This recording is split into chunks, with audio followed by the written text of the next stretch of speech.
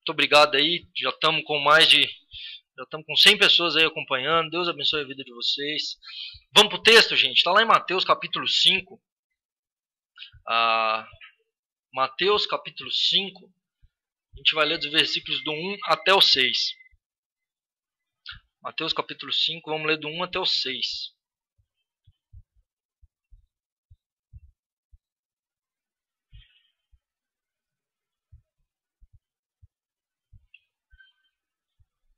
Diz assim: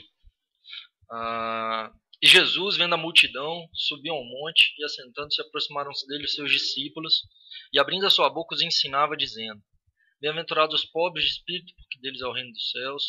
Bem-aventurados os que choram, porque eles serão consolados. Bem-aventurados os mansos, porque eles herdarão a terra. Bem-aventurados os que têm fome e sede de justiça, porque eles serão fartos. Esse texto do Sermão do Monte, que a gente já tem visto aí hoje, é a quarta semana, tem alguns pontos para a gente poder partir, né, antes da gente interpretar esse texto. O primeiro deles é que as bem-aventuranças, cada uma das bem-aventuranças, são para todos nós. Então eu não posso interpretar uma bem-aventurança de forma isolada das outras quando eu interpreto bem-aventurados que choram. Então eu choro muito, então não preciso ser manso, uma coisa compensa a outra, né?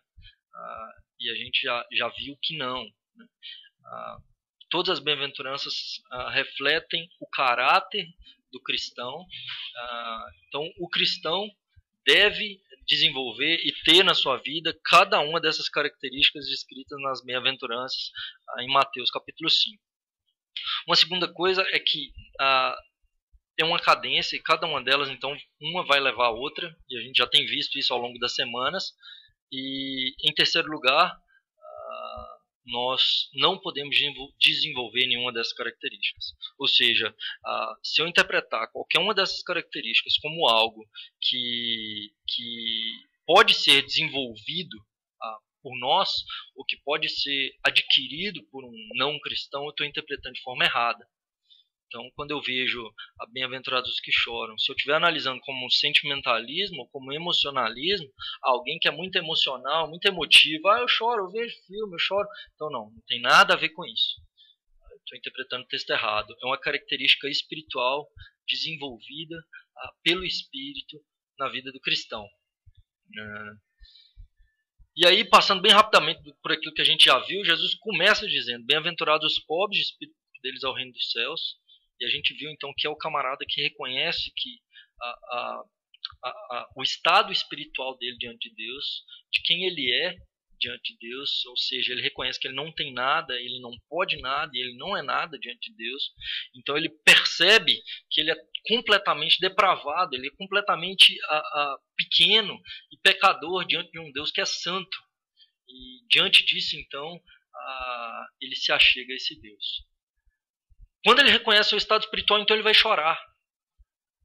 Por causa da sua natureza pecaminosa e do seu estado espiritual, ele chora em arrependimento pelos seus pecados. Não é um choro de remorso, mas é um choro de arrependimento que gera transformação e gera perdão, e gera consolo da parte de Deus. Ele chora por ele e ele chora por aqueles que estão ao redor dele. É impossível se viver um cristianismo de olhos secos. Quando ele chora, e quando ele se arrepende dos seus pecados, então ele começa a ser dominado por Deus. Bem-aventurados os mansos, bem-aventurados aqueles que são dominados por Deus, que reconhecem que seu direito não é seu. Então esses camaradas começam então a ser direcionados por Deus. E tudo isso que eu estou falando aqui de forma muito rápida foi falado de forma bem exposta durante todo um estudo nas últimas 3 semanas. Se você não acompanhou, você pode acompanhar aí. E então nós chegamos no versículo de hoje, que é o que Jesus diz: Bem-aventurados os que têm fome e sede de justiça, porque eles serão fartos. E o que, de fato, quer dizer ter sede e fome de justiça? Se a gente for analisar o texto no grego, as palavras para sede e fome que está sendo exposta ali por Mateus está no gerúndio. Então quer dizer, bem-aventurados, ricos, afortunados, aqueles que estão tendo fome e aqueles que estão tendo sede. Ou seja, os bem-aventurados, ricos, afortunados, felizes, os famintos e os sedentos por justiça, porque eles serão fartos. Dificilmente a gente vai compreender dentro da nossa cultura e do nosso país o que é estar faminto, o que é estar sedento. No nosso país, mesmo as pessoas mais miseráveis, elas não passam fome de verdade. Teve uma vez que eu estive ajudando um morador de rua, e ele tinha até o mesmo nome que eu, chamava Daniel, e eu estava procurando uma casa de recuperação para ele, que era alcoólatra, e aí perguntando um pouquinho mais sobre a vida dele, e morador de rua há muitos anos, ele, aqui em São Paulo, e eu perguntava para ele, como que você faz para tomar banho, como que você faz para ir ao banheiro, como que você faz para comer, e aí falei, você passa fome? Né? E aí ele foi mostrando os lugares que ele toma banho, os lugares que ele ia. Aí passamos em frente a uma churrascaria, né, de carro, e ele apontou e falou, rapaz, quando eu quero comer carne eu venho aqui, ó. E eles dão, e a gente come muita carne. Ele falou, não, e fome a gente não passa não. Então até um morador de rua, um sem teto, em São Paulo, ele não sabe o que é estar faminto, de fato. Sede no nosso país é algo também que a gente não passa, porque o Brasil é um país com abundância de água. Um país onde a gente tem o Rio Amazonas, que é do tamanho de um mar.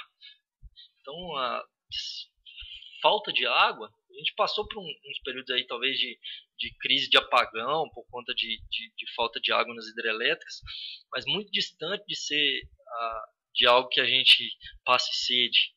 Infelizmente, hoje há um gasto de água muito alto no nosso país. Mas a gente não sabe o que é estar faminto ou estar sedento. E a gente vai descobrir algo sobre isso quando a gente caminhar no deserto. Quando não houver possibilidade alguma de água. Quando as horas e os dias se passarem e a nossa língua se colar no céu da boca. Então a gente vai descobrir que é estar sedento, que é estar faminto. E lá no Salmo 42, versículo 1, o salmista ele vai dizer um pouco da sede que ele tinha por Deus, quando ele diz, como a corça suspira pelas águas, assim, Senhor, eu suspiro por Ti. Como a corça anela e tem sede pelas águas, e quando a corça tem sede, ela grita desesperadamente, tenta ver onde que ela pode conseguir a água. Assim, Senhor, a minha alma tem sede por Ti. Assim a minha alma está sedenta pelo Senhor. E não é natural para nós estarmos sedentos ou famintos pela justiça. Na verdade, quando a gente busca por justiça, quando a gente está atrás de justiça, a gente está atrás de justiça própria. A nossa justiça, a gente quer justiça quando a justiça não está a nosso favor. Então, quando acontece injustiça contra nós, a gente busca e a gente tem sede e fome de justiça. Mas quando a justiça está contra nós, a gente não está muito atrás de justiça. A gente não quer saber muito de justiça. Porque quando a gente não tem a justiça caminhando a nosso favor, quando nós transgredimos, então a gente quer dar aquele dinheirinho para o guarda, para a gente não ter que pagar a multa. Quando a gente sofre injustiça, então a gente clama por justiça, a gente clama para que Deus faça justiça, para que a justiça brasileira faça justiça, mas simplesmente quando a justiça não está a nosso favor. E aí, então a gente quer que haja justiça.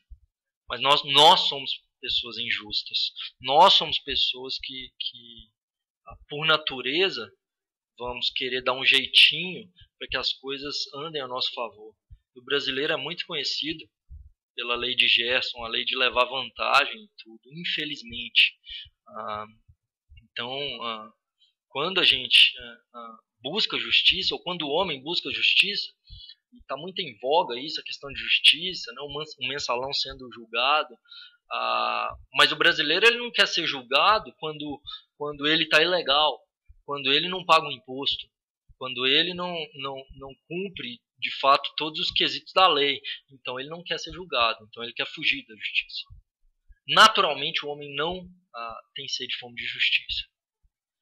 E hoje, infelizmente, mesmo dentro das igrejas, ou talvez você não tem estado sedento e faminto pelas coisas de Deus.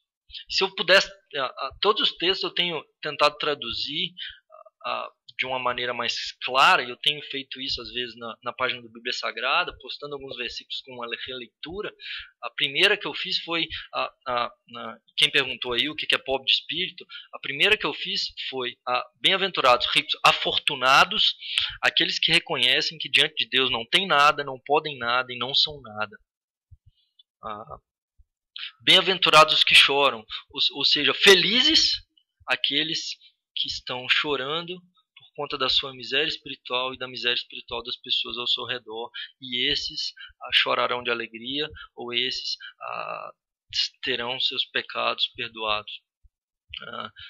Bem-aventurados, afortunados, ricos, os mansos, que eles herdarão a terra, felizes aqueles que são dominados por Deus e que reconhecem que seu direito não é seu, mas é de Deus.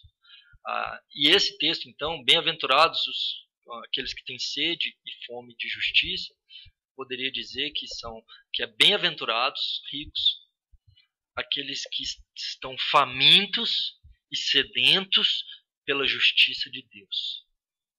Não a justiça humana, é a justiça de Deus. Ele não tem justiça própria. Ele não vai querer fazer justiça com as próprias mãos. Ele não vai ser um vingador, onde ele está no controle e ele faz justiça. Ele está faminto e ele está sedento pela justiça que vem de Deus. E infelizmente hoje as pessoas não estão famintas e sedentas pela justiça de Deus. E elas não estão famintas e sedentas pela justiça de Deus porque elas estão saciadas por Deus, mas porque elas estão se enchendo e se alimentando e bebendo das porcarias desse mundo, das injustiças desse mundo. E hoje muitas pessoas nas igrejas, e eu tenho visto isso de forma triste, com pesar no coração, elas têm preferido estar em programas pessoais do que ir à igreja no domingo. Eu ouvi gente, liderança da igreja, falando isso comigo, falando, olha, muitas vezes eu venho no culto, mas eu queria estar em outro lugar. Pessoas que hoje preferem se alimentar de novela, de qualquer outra coisa, videogame, seriado, filme, televisão, cinema, preferem ou gastam todo o seu tempo com isso, ao invés de se debruçar na palavra de Deus, ou de buscar o Senhor em oração. Essas pessoas não estão famintas, sedentas pela justiça de Deus, de coisa nenhuma. Elas dizem que querem justiça, mas elas não vivem essa justiça, elas não buscam essa justiça. E é muito bonito a gente querer defender que justiça deve ser feita quando nós, com nossa vida, não vivemos a justiça. Quando com a nossa vida, a justiça de Deus não pode ser vista, não pode ser lida pelas pessoas. E infelizmente, não é natural para o ser humano, para o homem, estar sedento e faminto por essa justiça. E eu não sei como você está ou como você tem vivido, o que tipo de cristianismo você tem vivido, onde talvez o que você deseja é que a justiça esteja a seu favor. O que você deseja é que Deus sirva você.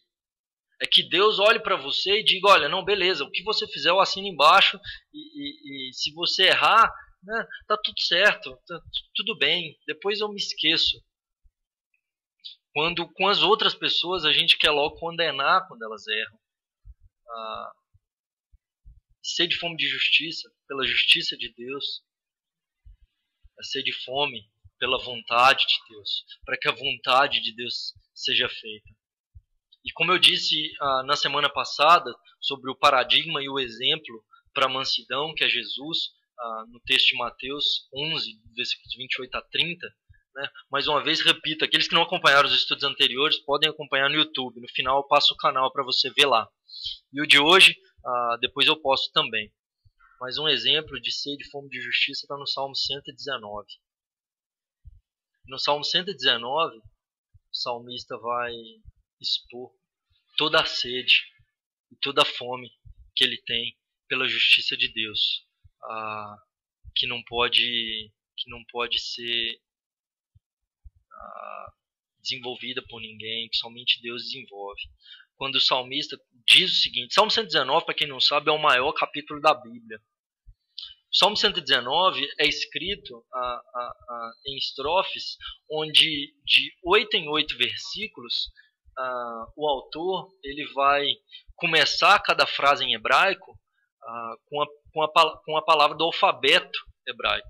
Então, do versículo 1 até o versículo 8, ele vai estar expondo, dizendo acerca da lei do Senhor e o amor que ele tem pela lei do Senhor, pelo testemunho do Senhor, com a letra Aleph do hebraico, e toda frase do versículo 1 até o versículo 8, ele vai começar com a letra A do hebraico. Então, todas essas a gente perde isso no português, mas no hebraico, então, em forma de poesia, ele vai estar demonstrando todo o seu amor com a letra A. E aí vai seguindo, né?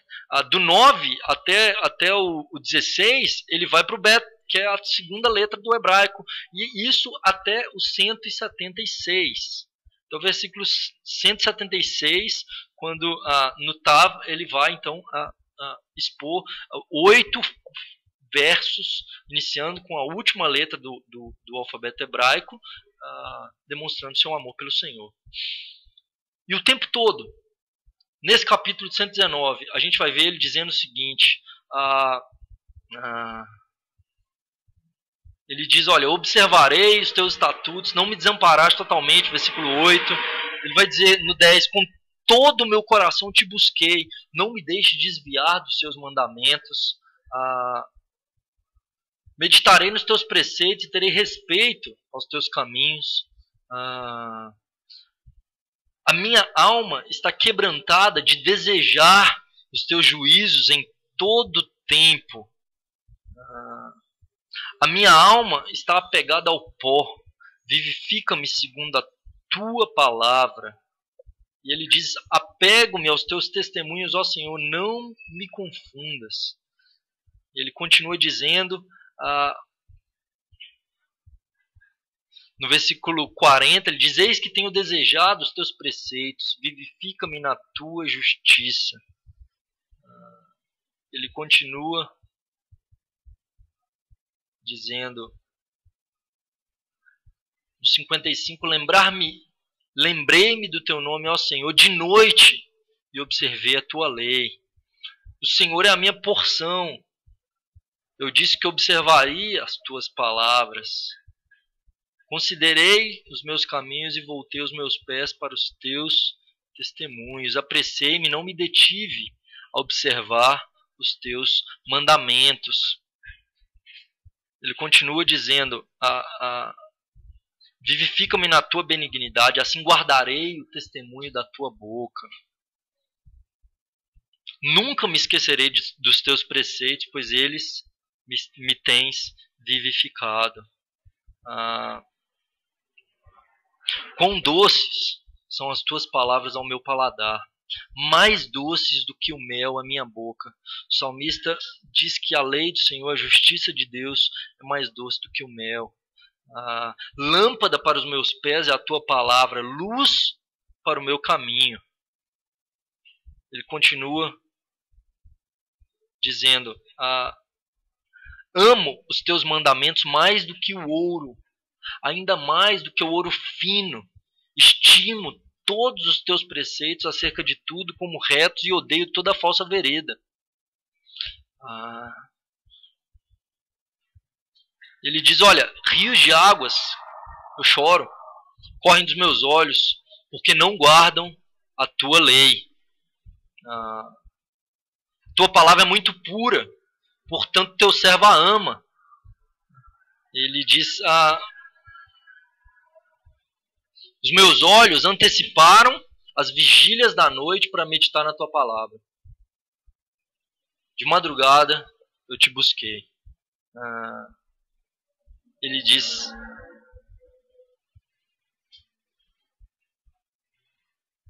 sete vezes no dia te louvo pelos juízos da tua justiça. E outra vez ele diz: antes do romper da alva, eu tenho buscado a tua palavra. Você quer estar faminto e sedento por justiça? Não? Se você não tiver, como o salmista do Salmo 119 está, você não está sedento e nem faminto pela justiça de Deus. A justiça de Deus foi satisfeita na cruz do Calvário. Quando eu amo o Senhor acima de todas as coisas, quando Deus é prioridade na minha vida, quer saber se de fato você está sedento ou faminto pela justiça de Deus?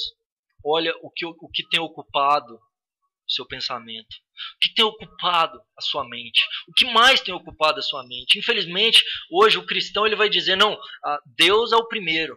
Mas se nós olharmos aquilo que mais ocupa a mente ou o pensamento dos cristãos hoje, não tem sido Deus. Talvez ele vai estar em terceiro, quarto, quinto lugar. Isso se ele tiver entre as primeiras coisas que ocupam a mente do cristão. Sede e fome de justiça é sede e fome por Deus. É estar sedento e faminto pela palavra de Deus. Como eu posso dizer que eu sou cristão se eu não medito na lei do Senhor todos os dias? Se eu não tenho sede pela sua palavra e pelos seus decretos, pelos seus mandamentos, como diz o Salmo 119. Leia o Salmo 119 e você vai saber o que é sede e fome de justiça.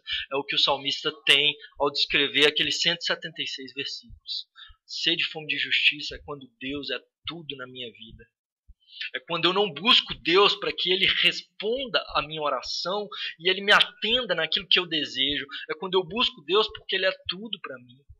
É quando o meu coração não consegue estar distante da presença dEle. É como quando o salmista diz: olha, a minha alma se apega a Ti e diante do Senhor eu estou como criança desmamada no colo de sua mãe, sem interesse algum. É quando Deus é meu maior amor. É quando o Senhor é a nossa maior paixão. É quando Cristo, de fato, é Senhor de nossa vida, dono de nossa vida, e nós não fazemos nada. Não temos projeto algum que não seja focado, direcionado para a glória dele e não nossa. Isso é cristianismo. Isso é sede e fome de justiça. Eu não posso dizer que eu sou cristão se eu não tenho sede e fome de justiça. Se o meu coração não está completamente voltado e centrado em Deus e na glória de Deus e em quem Deus é. Se eu não estou apaixonado por quem Deus é. Se Deus não ocupa o primeiro lugar na minha vida. Isso é sede e fome de justiça. Eu quero orar pela sua vida, querido. Você que acompanhou até aqui. Estamos com 100 pessoas ainda. Eu não sei como tem sido seu cristianismo, e nem se você, de fato, tem estado faminto e sedento pelas coisas de Deus, mas tem se alimentado das porcarias desse mundo, e tem comido mesmo lixo, e não tem experimentado do melhor dessa terra. Jesus pagou um alto preço, satisfez a justiça de Deus na cruz do Calvário para te dar vida e vida em abundância. E somente nele você pode ter isso. Eu quero orar pela sua vida, querido. Se você deseja de fato ser saciado pela água da vida, ser alimentado pelo pão da vida, você pode fazer comigo essa oração nesse momento, no seu coração. Uma oração não pode mudar você não, mas se seu coração for completamente entregue a Ele, se diante dessa palavra você se descobriu faminto e sedento pela justiça de Deus, repita comigo essa oração no seu coração. Feche seus olhos e diga: Senhor Deus, eu reconheço que não tenho andado faminto e nem sedento pelas coisas do Senhor. Antes tenho me alimentado de lixo, pela minha vontade. Peço perdão pelos meus pecados, mas reconheço que Jesus morreu a minha morte para satisfazer a tua justiça, para me dar a sua vida.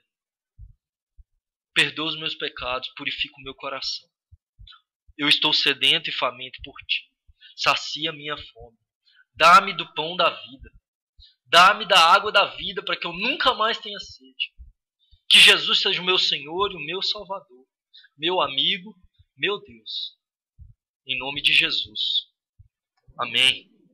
Amém, queridos. Que Deus abençoe sua vida. Se você fez essa oração, me procura depois. Para quem não me conhece, meu nome é Daniel Simoncelos. Quem está acompanhando aí pela primeira vez, eu não sei quantos aí estão pela primeira vez. Que Deus abençoe a vida de vocês. Esses estudos acontecem semanalmente. Então, se você acompanhou hoje aí pela primeira vez, toda semana tem, né? De vez em quando eu mudo o horário aí. Hoje a gente fez 5h30, né? Não sei semana que vem que horas a gente vai conseguir fazer, mas semanalmente a gente tem um estudo promovido pela página do Bíblia Sagrada no Facebook, que é facebook.com/Bíblia Sagrada. Curte lá, se você ainda não curtiu, curte lá. Tem meu Twitter também, @Dani Simoncelos, vou pôr aí para vocês. E o Facebook também, que é facebook.com/Daniel Simoncelos. Então você pode seguir lá no Twitter, pode me adicionar no Facebook, estou postando aí para vocês. O meu Facebook também, me adiciona lá para a gente poder bater um papo. Se você fez essa oração, se você deseja fazer alguma pergunta à parte e tal, você pode me adicionar lá também. Tem meu blog, se você quiser ver aí algum texto e tal, se tiver alguma dúvida, às vezes eu já escrevi sobre isso, nem precisa me perguntar, você pode pesquisar lá também, então você pode ver lá. Gente, é o seguinte, essa primeira parte então a gente fala um pouquinho então sobre o texto bíblico, e essa segunda parte é para perguntas, né? Então você pode fazer pergunta agora aí, você pode fazer pergunta tanto no post da página do Bíblia Sagrada lá no Facebook, onde o link está divulgado, quanto no chat aqui do live stream. Então pode mandar as perguntas aí relacionadas ao que a gente falou hoje, né? Um grande abraço aí pro Shimael, não sei, Shimael, Júnior, o Paulo Henrique, o João, a Suênia, S33D3R,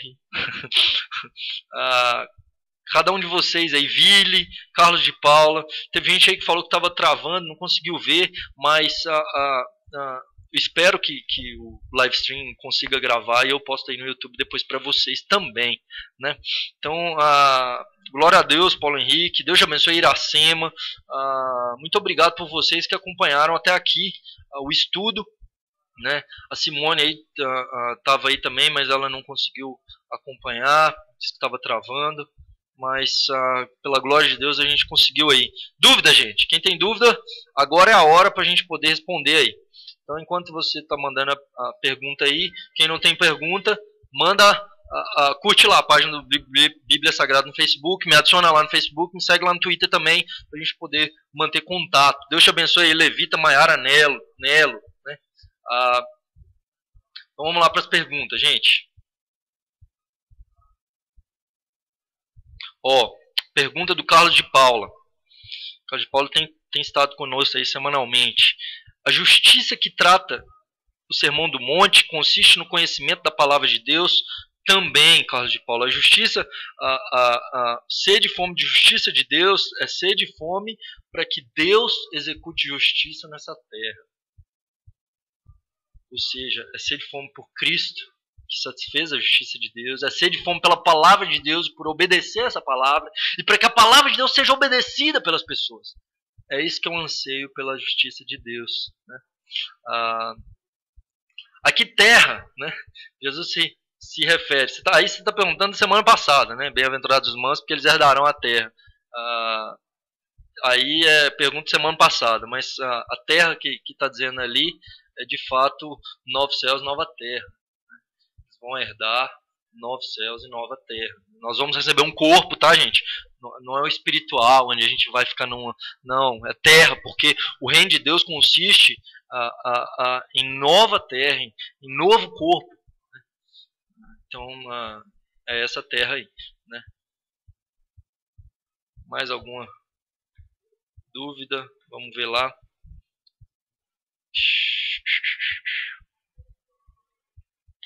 Não estou conseguindo entrar na página do Bíblia.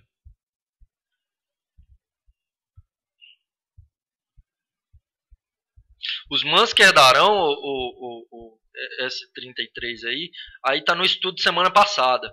Bem-aventurados os mansos. Vou postar aí para vocês não perderem os estudos que antecederam, né? Então, o pessoal que não estava aí, que não sabia e tal, estou postando agora o canal do YouTube aí com todos os estudos. Todos os estudos estão lá.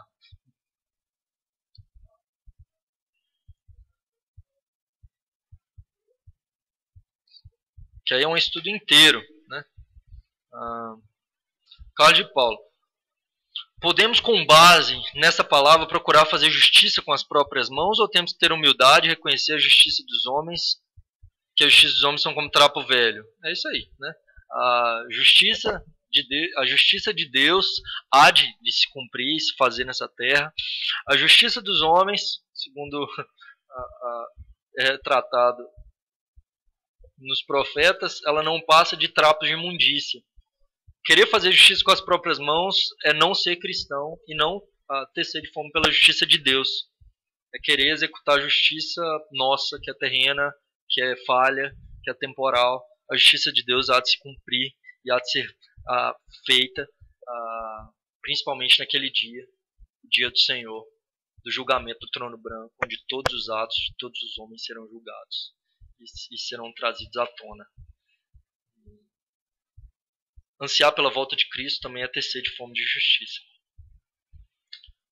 Luzia, Lu, está lá na Inglaterra. Deus te abençoe, querida. Quando falamos de alguma coisa que não é coerente com a Bíblia, isso é um julgamento. O que fazer se falamos? Estamos julgando, se não falamos, estamos apoiando. Quando falamos de alguma coisa, eu não entendi muito bem sua pergunta, Lu.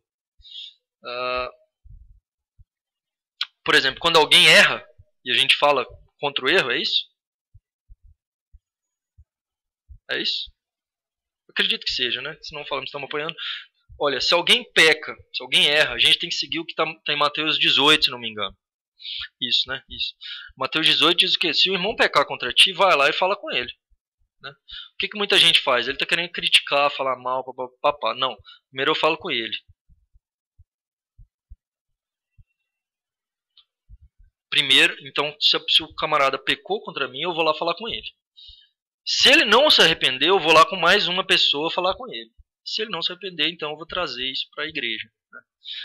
Ou seja, existe um erro de muitas pessoas na questão de julgar.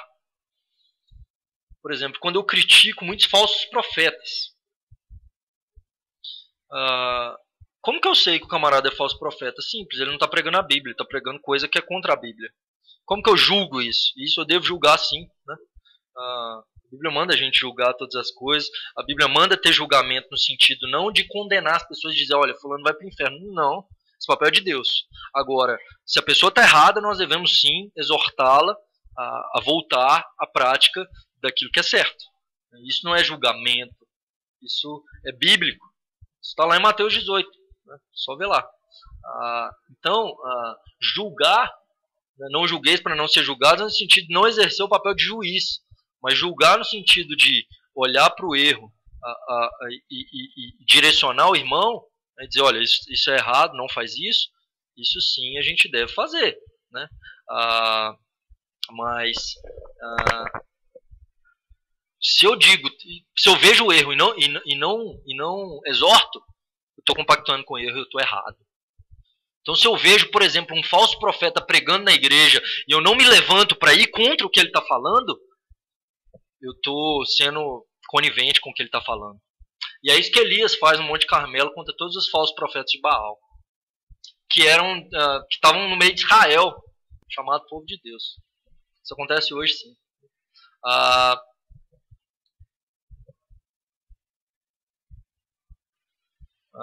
Essa crise que a igreja está passando tem a ver com essa fome de justiça? Crise? A igreja precisa ter fome e sede de justiça. Infelizmente, a maioria dos cristãos hoje não tem. E nós, a exortação é para nós hoje. Que nós tenhamos, que nós façamos a diferença onde nós estamos, na nossa igreja, na sociedade. Não é só dentro da igreja. Ter fome e sede de justiça dentro da igreja é muito fácil. Mas no meu trabalho. E quando eu vejo a injustiça no meu trabalho, quando eu vejo a injustiça no meu país, o que eu devo fazer? Eu devo ser luz, eu devo ser sal, e eu devo ser a boca de Deus também para poder clamar contra a injustiça, para poder pregar a justiça. Esse é o papel do cristão. Queridos, Deus abençoe vocês. Um grande abraço aí, Ismael, Luísa, o C aí lá de Bagé, do Rio Grande do Sul, a Lu aí lá da Inglaterra, Suênia da Noruega, tem gente aí de todo canto do Brasil.